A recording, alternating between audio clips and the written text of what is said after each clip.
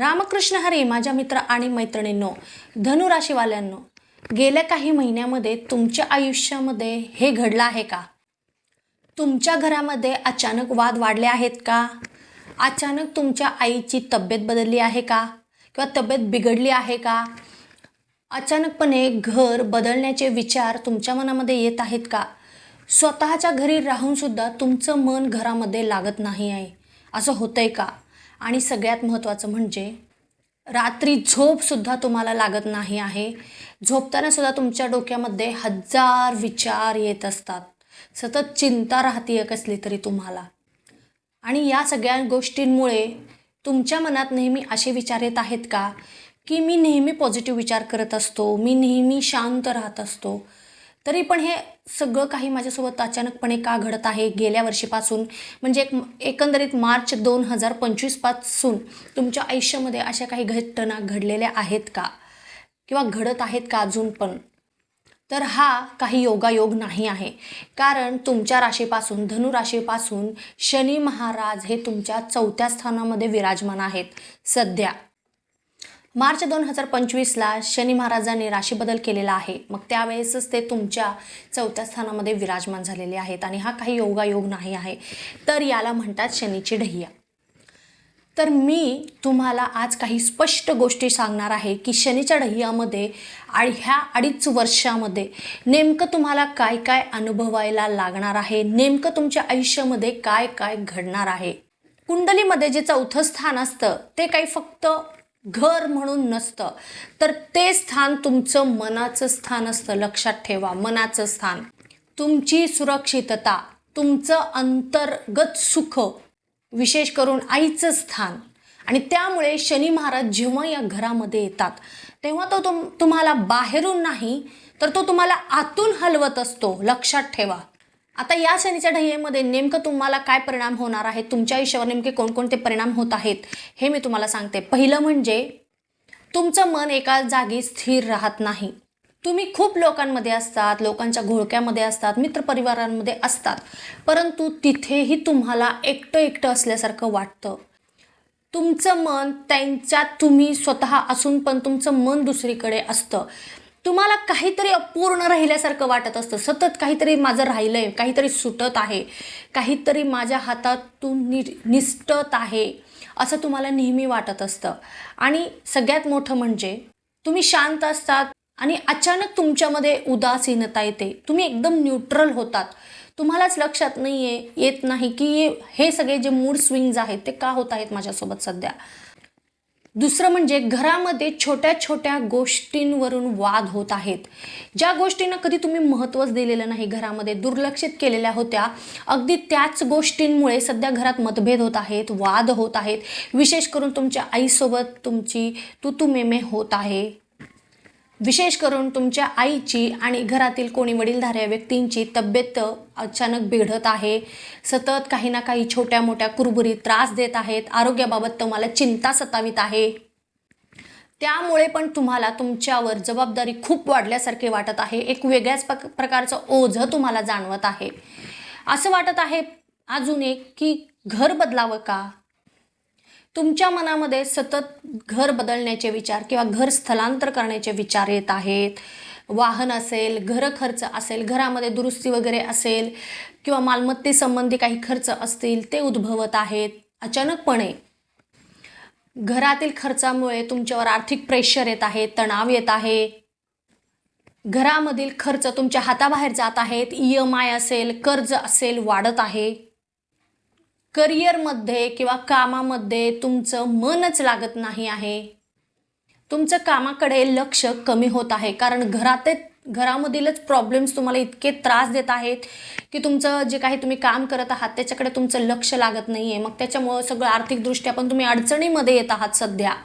असं वाटत आहे की तुम्हाला सगळीकडून तुमच्यावर मारा होत आहे. आर्थिकदृष्ट्या, मानसिकदृष्ट्या, कौटुंबिकदृष्ट्या सगळ्या बाजूने तुम्हाला एक टार्गेट केलं जात आहे. असं वाटत आहे का तुम्हाला? तर या शनीच्या ढय्यामध्ये नक्कीच तुम्हाला या गोष्टी त्रास करणार आहेत, कारण धनुराशी जी आहे त्या धनुराशीचा स्वामी गुरु जरी असले तरी धनुराशीला शनी महाराज जे आहे ते मारक ठरतात. त्याच्यामुळं त्यांचे अनिष्ट फळं तुम्हाला मिळू शकतात. मग त्याच्यामुळं तुम्हाला शनीच्या ढय्येचा जास्त त्रास होऊ शकतो.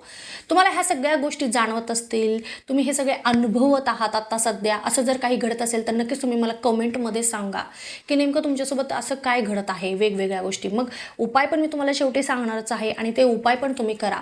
आता मला सांगा, हा काळ तुमच्यासाठी वाईट आहे का चांगला आहे? हा प्रश्न तुम्ही स्वतःला विचारा. अजून एक, हा प्रश्न विचारल्यानंतर तुम्हाला मी एक सांगते, धनुराशीचं एक वैशिष्ट्य आहे, ते म्हणजे ते स्पष्टवक्ते आहेत आणि सत्य बोलणारे आहेत. जर तुम्ही हट्टीपणा केलात या काळामध्ये तर हा काळ तुम्हाला खूप त्रास देणारा जाणार आहे. परंतु जर तुम्ही जबाबदारी स्वीकारलीत, काळाला ॲक्सेप्ट केलं, तर तर हाच काळ तुम्हाला स्थिर आणि परिपक्व करणार आहे. लक्षात ठेवा, परिस्थितीसोबत जर तुम्ही जुळवून घेतलात आणि त्यामधूनच जर तुम्ही मार्ग काढू लागलात तर नक्कीच तुम्ही पहिल्यापेक्षाही खूप पॉलिश होणार आहात. एक वेगळंच व्यक्तिमत्व तुमचं बाहेर येणार आहे आणि त्याच्यासाठीच शनी महाराज तुमच्या आयुष्यामध्ये वेळोवेळी येत असतात. तुम्हाला जागृत करण्यासाठी, तुमच्यातील तुम्ही बाहेर काढण्यासाठी, तुमच्यातमधील ताकद काय आहे हे तुम्हाला ओळखून देण्यासाठी ते येत असतात. आता या ढय्येमध्ये पण काही पॉझिटिव्ह परिणाम पण तुम्हाला पाहायला मिळतील, जसे की तुमच्या घरामधील काही खोटे नातेसंबंध असतील ती तुम्हाला समजतील. जे दिखावे करत होते ते बाहेर येईल आणि तुम्हाला खरे कोण खोटे कोण हे समजायला लागेल. एक प्रकारची आर्थिक शिस्त निर्माण होईल, म्हणजे गरज असेल तिथेच तुम्ही खर्च कराल, वायफट खर्च टाळणार आहात आणि एक वेगळ्याच प्रकारे तुम्ही आर्थिकदृष्ट्या पण विचार करायला लागाल आणि मालमत्तेसंबंधी जे काही प्रश्न होते ते पण सुटतील. मानसिक परिपक्वता जी आहे ती वाढेल आणि तुम्ही आयुष्याला एक वेगळ्याच प्रकारे पाहणार आहात. इथून पुढे तुमचा जीवनाकडे पाहण्याचा एक दृष्टिकोनच पूर्णपणे बदलणार आहे. शनी महाराज तुमच्या आयुष्यामध्ये तुम्हाला तोडायला किंवा तुमचं घर तोडायला आलेले नाहीत, तर ते तुमचं घर मजबूत करायला आलेले आहेत, तुमचे नातेसंबंध मजबूत करायला आलेले आहेत. तर या काळात विशेष करून काळजी काय घ्यावी, तर आईसोबत विशेष करून वाद तुम्हाला टाळायचे आहेत.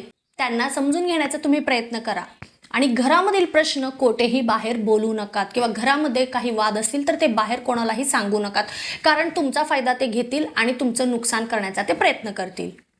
कोणताही प्रॉपर्टी संदर्भामध्ये व्यवहार करणार असाल सध्या या 2.5 वर्षामध्ये तर घाईमध्ये करू नकात आणि विशेष करून कर्ज घेणार असाल तर 3दा विचार करा, कारण आता जर कर्ज घेतला तर बोजा वाढण्याची शक्यता आहे. गरज असेल खूप तर विचार करा, 3दा 4दा विचार करा. मानसिक ताण वाढू देऊ नका. धनुराशीच्या व्यक्तींना स्वातंत्र्य खूप प्रिय आहे त्यांचं, पण या काळामध्ये तुमच्यावरची जबाबदारी वाढणार आहे. न घडलेल्या गोष्टी पण या काळामध्ये घडणार आहेत. तर तुम्हाला एक नवीन पैलू दिसणार आहे, जीवनाचा असेल किंवा तुमच्या आयुष्यातील असेल किंवा व्यक्तीबद्दल असेल, एक वेगळंच काहीतरी समजणार आहे. तर ह्या सगळ्या गोष्टी तुमच्यासोबत घडतील, परंतु तुम्ही जर त्यांना पॉझिटिव्हली घेतला तर नक्कीच तुमच्या आयुष्यामध्ये पॉझिटिव्ह परिणाम पाहायला मिळतील. आणि जर तुम्ही त्यांना भिलात, हार मानलीत तर अजून वाईट परिस्थिती तुमची होऊ शकते. तर लक्षात ठेवा, मी काही उपाय सांगते पण ते मनापासून करा. उगीच मी सांगत आहे किंवा औपचारिकता म्हणून जर तुम्ही केलात तर तुम्हाला परिणाम कधीच पाहायला मिळणार नाहीत.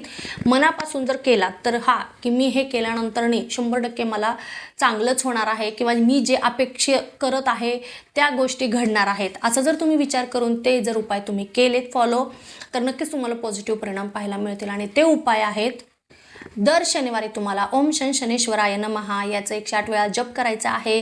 काळे तीळ, काळे उडीद तुम्हाला दान करायचे आहेत. शनीच्या मंदिराला जाऊन शनी महाराजांची उपासना करायची आहे. जर जमत नसेल तर हनुमान चालीसा नित्य पठण करा. जर दररोज तुम्हाला जमत नसेल तर मंगळवार आणि शनिवारी तर करणं विसरायचं नाही आहे. त्यामुळं नक्कीच थोडंसं जे काही परिणाम आहे ते तुम्हाला चांगले मिळतील, मार्ग सापडतील. तुमच्या आईवडिलांसोबत वेळ जास्तीत जास्त व्यतीत करण्याचा प्रयत्न करा. त्यांना आदर द्या, त्यांचे आशीर्वाद घ्या आणि जर ते काही सांगत असतील तर त्यांच्यासोबत वाद करू नका. त्यांचं म्हणणं ऐका आणि त्याप्रमाणे कृती करण्याचा प्रयत्न करा. सोबतच घरामध्ये खर्च आर्थिक जे वाढलेले आहेत ते आटोक्यात आणण्यासाठी थोडंसं आर्थिक नियोजन करा. म्हणजे तुम्हाला व्यवस्थित एक वाटचाल तुम्हाला करता येईल. तुमचं घर स्वच्छ आणि शांत ठेवा आणि विशेष करून भावनांवर नियंत्रण ठेवा, कारण शनी महाराज मनावर परिणाम करत असतात आणि चौथं जे घर आहे ते मनाचं कारक आहे किंवा चंद्र तिथला स्वामी आहे, तर तिथे थोडीशी काळजी घ्या. आता या 2.5 वर्षाचा तुमच्या जीवनावर कसा परिणाम होऊ शकतो, तुम्ही कसे बदलू शकतात, तर पहा, तुम्ही भावनिकदृष्ट्या पूर्णपणे बदलणार आहात. नक्कीच तुम्ही स्वतःवर अवलंबून राहायला शिकाल, कारण शनी महाराज तुम्हाला असा धडा शिकवतील की तुम्ही इथून पुढं नेहमी स्वतःवर अवलंबून राहणार आहात, दुसऱ्यांवर नाही. तुम्हाला तुमच्या घराचं खरं महत्त्व समजणार आहे. आत्ता जे तुम्हाला गोंधळ वाटत आहे त्याच गोष्टी पुढे जाऊन तुम्हाला स्थैर्य देतील. आता शेवटी तुम्ही एक प्रश्न स्वतःला विचारा, आत्ता जे काही तुमच्या जीवनामध्ये घडत आहे ते तुम्हाला अस्थिर वाटतंय का खूप मोठे प्रॉब्लेम्स आहेत असं वाटत आहे, की जेणेकरून तुम्ही त्या गोष्टींसोबत डील करू शकत नाही आहात? आणि हे जे सगळ्या घडत आहेत गोष्टी, ह्या खरोखर समस्या आहेत का, की विश्व तुम्हाला मजबूत करण्यासाठी एक पायाभरणी करत आहे असं वाटतं तुम्हाला? कारण 4थ्या स्थानामधील शनी या काळामध्ये एक गोष्ट तर पक्की करतो, तो म्हणजे जो व्यक्ती या काळामध्ये अधिक शांत राहतो ना, तो व्यक्ती अधिक परिपक्व बनतो किंवा त्याचं पुढचं जे आयुष्य असतं ते अजून जास्त प्रमाणामध्ये स्थिर होतं. या 2.5 वर्षामध्ये धनुराशीसाठी सगळ्यात कठीण महिना कोणता आहे आणि सगळ्यात मोठा टर्निंग पॉईंट या काळामध्ये कधी येणार आहे किंवा कोणत्या महिन्यामध्ये येणार आहे, हे मी तुम्हाला सांगणार आहे पुढच्या व्हिडिओमध्ये. जर तुम्हाला माहिती आवडली असेल तर लगेच चॅनलला सबस्क्राईब करा, व्हिडिओला लाईक करा आणि जास्तीत जास्त लोकांपर्यंत व्हिडिओ शेअर करा. आणि आत्ता तुमच्या आयुष्यातील सगळ्यात मोठा बदल तर सुरूच झालेला आहे. पुन्हा भेटूयात पुढच्या व्हिडिओमध्ये. तोपर्यंत ओम नमः शिवाय, हर हर महादेव.